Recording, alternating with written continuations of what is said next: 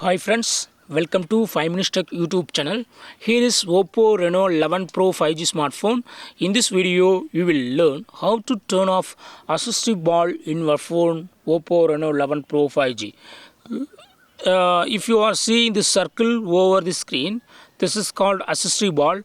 If you would like to remove this ball from this home screen or other screen, yes, you can do it. What you have to do is go to the settings of your phone first.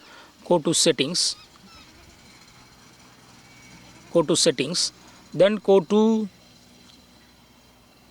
additional settings, then go to assistive bar and turn off this button, assistive bar, so that it will be removed from home screen and other screen in your phone Oppo 11, that is Oppo Reno 11 Pro 5G. Okay, in this way you can easily turn off assistive bar in your phone Oppo Reno 11 Pro 5G smartphone. That's all friends. Thanks for watching. Bye.